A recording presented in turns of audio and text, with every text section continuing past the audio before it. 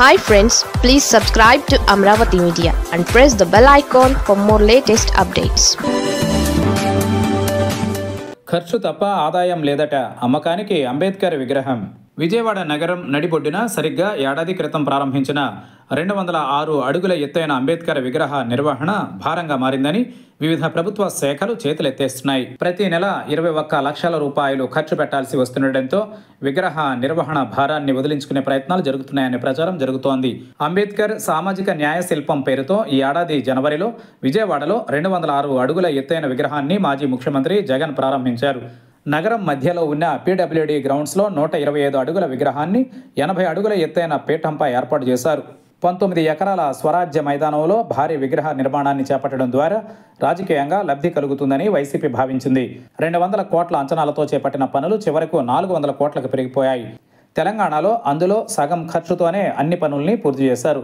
ఏపీలో ఖర్చు అంచనాలను మించిపోయినా ఇంకా పనులు మాత్రం పూర్తి కాలేదు.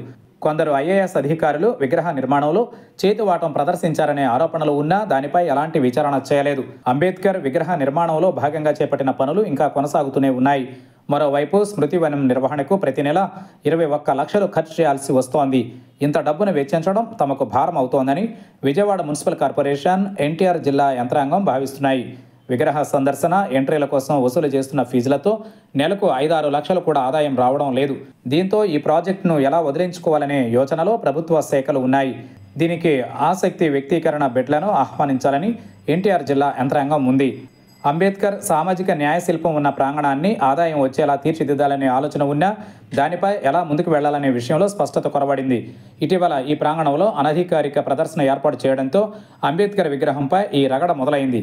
అంబేద్కర్ విగ్రహాన్ని నిర్మించిన ఇరిగేషన్ శాఖకు చెందిన పీడబ్ల్యూడీ గ్రౌండ్స్ స్వరాజ్య మైదాన్గా గుర్తింపు ఉంది. స్వాతంత్ర్యానికి ముందు నుంచి నగరంలో సువిశాలమైన ప్రాంగణానికి గుర్తింపు ఉంది. ఈ ప్రాంగణానికి ఘనమైన చరిత్ర ఉంది. విజయవాడ నగరంలో మధ్యలో విగ్రహ ఏర్పాటు ద్వారా ఓటర్లకు చేరువ కావాలనే ఉద్దేశ్యంతో నగరం మధ్యలో విగ్రహ ప్రతిష్టాపన చేసినా అది ఫలించలేదు. విగ్రహ నిర్మాణానికి ముందు పీడబ్ల్యూడీ గ్రౌండ్స్లో క్రమంగా ప్రైవేట్ ఎగ్జిబిషన్లు నడిచేవి.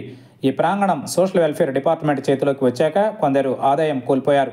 ఇటీవల విగ్రహ ప్రాంగణంలో కొందరు ప్రైవేటు వ్యక్తులు ఎగ్జిబిషన్లు ఏర్పాటు చేయడంతో రగడ మొదలైంది. ఓవైపు ప్రభుత్వానికి ఆదాయం రావడం లేదంటూనే ప్రైవేటు ప్రదర్శనలు ఏర్పాటు చేయడంపై ప్రత్యర్థులు ప్రచారం ఉధృతం చేశారు. జిల్లా యంత్రాంగం, విజయవాడ మున్సిపల్ కార్పొరేషన్ నిర్వాహకంతో ఈ రగడ మొదలైనట్లు తెలుస్తోంది.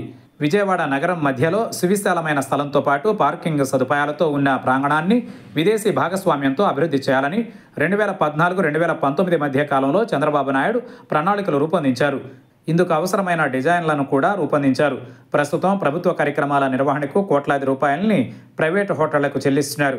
విజయవాడలో నిర్మిస్తున్న సదుపాయాలను సద్వినియోగం చేసుకుంటే ప్రభుత్వానికి ఖర్చు కలిసి వచ్చే అవకాశం కూడా ఉంటుంది.